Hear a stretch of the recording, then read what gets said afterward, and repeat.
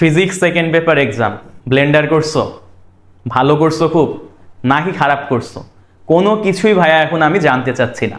তুমি এক্সাম দিয়ে আসছো, কোশ্চিনটা ভাঁজ করো, ড্রয়ারের মধ্যে দিয়ে দাও, তুমি এখন খাওয়া দাওয়া করো, রেস্ট নাও, অথবা একটা ভালো মতন ঘুম দাও।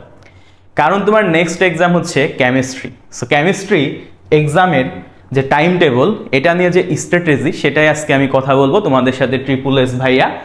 আশা করি ভিডিওটা শেষ পর্যন্ত যদি তুমি দেখো, তোমার ওভারঅল যেই স্ট্র্যাটেজিটা নিয়ে তুমি কনফিউশনে আসো সেটা ক্লিয়ার হয়ে যাবে। দেখো, আমাদের একটা আজব রুটিন দিছে কেমিস্ট্রির আগে। কেমিস্ট্রি ফার্স্ট পেপারের আগে আমাদের 6 দিন বন্ধ। কেমিস্ট্রি ফার্স্ট পেপারের আগে আমাদের ভাইয়া 6 দিন অফ। আর কেমিস্ট্রি সেকেন্ড পেপারের উপর জাস্ট আমাদের 1 দিন অফ। তো আমরা কিভাবে এইটা সমন্বয় করে পড়ালেখাটা করব? দেখো, ফার্স্ট পেপারের এক্সাম হচ্ছে আমাদের 20 তারিখে, সেকেন্ড পেপারের এক্সাম হচ্ছে আমাদের 22 তারিখে, আর আমাদের ফিজিক্স এক্সাম আজকে শেষ হয়েছে 13 তারিখে। সো আমি এখানে 14 তারিখ থেকে শুরু করছি, আসলে এটা শুরু হবে 13 তারিখ থেকে। সো 13 তারিখ থেকেই তোমার কেমিস্ট্রি প্রিপারেশনের যাত্রা শুরু হয়ে যাবে। সো দেখো, আজকে তুমি এক্সাম দিয়ে এসে হয়তো তুমি সন্ধ্যা পর্যন্ত একটা ঘুম দিলা, ঘুম থেকে উঠে তোমার প্রিপারেশন শুরু হবে কেমিস্ট্রি দিয়ে। তোমার এক্সাম ফার্স্টে কেমিস্ট্রি ফার্স্ট পেপার, ঠিক আছে, আবার সেকেন্ড পেপারের উপর মাত্র 1 দিন অফ। সো যারা চালাক তারা কি করবে, সেকেন্ড পেপারটা ভালো মতন আগায় রাখবে। যারা চালাক তারা কি করবে, সেকেন্ড পেপারটা ভালো মতো এগিয়ে রাখবে। সো সেকেন্ড পেপারে আমাদের যে চ্যাপ্টারগুলো আছে সেটা হচ্ছে পরিবেশ রসায়ন, জৈব রসায়ন, পরিমাণগত রসায়ন, তড়িৎ রসায়ন।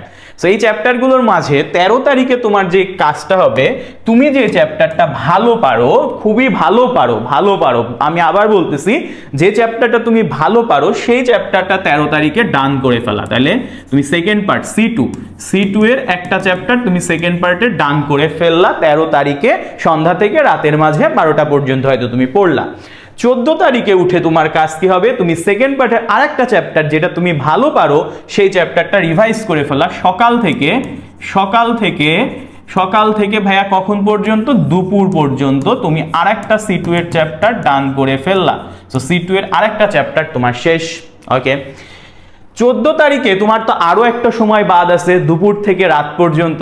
সেই দুপুর থেকে রাত পর্যন্ত সময় তুমি কি করবা, তুমি ধরো যে চ্যাপ্টারটা ভালো পারো না সেটা দিয়ে এখন শুরু করবা। ধরো তোমার অর্গানিক কেমিস্ট্রিতে অনেক বেসিকে প্রবলেম, টাইম দেওয়া লাগবে, কিন্তু তোমার পড়া তো লাগবে, কারণ কোশ্চিন তো আসে। সো এই ক্ষেত্রে তুমি কি করতে পারো, তোমার যেহেতু একটা হিউজ টাইম আছে, তুমি অর্গানিক কেমিস্ট্রির ওয়ান শটগুলো দেখতে শুরু করতে পারো। সো তারপরে তুমি এখান থেকে, তোমার যদি আগে থেকে নোট রেডি থাকে, তুমি নোট থেকে দেখে তুমি CQ/MCQ সলভিং এ চলে যেতে পারো, তুমি ক দেখতে পারো। যাই হোক, তুমি যেটা পারো না সেটার পিছনে এবার টাইম দেওয়া শুরু করো।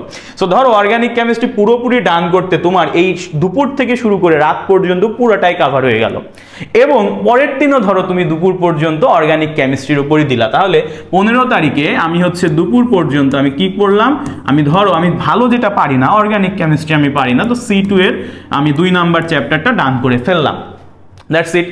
আর বাদ থাকলো কি ভাইয়া, আর একটা চ্যাপ্টারই এখন বাদ থাকলো। এখন তুমি চেষ্টা করতে পারো ওই একটা চ্যাপ্টারও পড়তে, অথবা এতক্ষণ যে জিনিসগুলো পড়লা সেগুলোই রিভাইজ করে ফেলতে। তো তুমি এখন কাজ করতে পারো এরকম যে হচ্ছে, আচ্ছা ভাইয়া আমার তো মোটামুটি জিনিসগুলো রিভাইজ করা হয়েছে, আমি আরেকটা যে তড়িৎ রসায়ন চ্যাপ্টারটা ছিল সেইটা আজকে রাত পর্যন্ত কাভার দিয়ে আমি তড়িৎ রসায়নও আমি ডান করে ফেললাম। তাহলে আমাদের সেই হচ্ছে তড়িৎ রসায়ন বা হচ্ছে পরিবেশ রসায়ন, যেটা আমার বাদ ছিল আমি সেটা করে ফেললাম। তাহলে এই 15 তারিখের মধ্যে, 13 থেকে 15 তারিখের মধ্যে তোমার কেমিস্ট্রি সেকেন্ড পার্টের ওভারঅল একটা প্রিপারেশন তুমি নিয়ে রাখলা। এবার তুমি জাম্প করবা ফার্স্ট পার্টে। 16 তারিখ থেকে তোমার 19 তারিখ পর্যন্ত প্রিপারেশন কি হবে ভাইয়া, ফার্স্ট পার্টের উপর। সো তুমি ফার্স্ট পার্টে 16 তারিখে কি করবা, 16 তারিখে ধরো তুমি গুণগত রসায়ন দিয়ে স্টার্ট করছো। এই জায়গায় যেহেতু তুমি টাইম ভালো পাচ্ছ, তুমি টাইমটাকে কাজে লাগাও। সো তুমি 16 তারিখে গুণগত রসায়ন পড়লা, গুণগত রসায়ন তোমার অনেক ভালো লাগে, সো অনেক ভালোভাবেই তুমি পড়লা। পড়ার পরে যেটা করছো, তুমি গুণগত রসায়ন যেহেতু আমার মোটামুটি পড়াই থাকে, আমি ছোট্ট একটা টপিক আমাদের সাথে আছে কর্মমুখী রসায়ন, আমি এর সাথে ডান করে ফেললাম। ঠিক আছে, তো গুণগত রসায়নের সাথে কর্মমুখী রসায়নটা আমি ডান করে ফেললাম। ওকে, 17 তারিখে আমি কি করলাম, যথারীতি আমাদের মৌলের পর্যায়বৃত্ত চ্যাপ্টারটা ধরলাম। মৌলের পর্যায়বৃত্ত চ্যাপ্টারটা 17 তারিখে সারাদিন টাইম নিয়ে এখান থেকেও ভালো কোশ্চিন আসে, ভালো মতন পড়ে ফেললাম।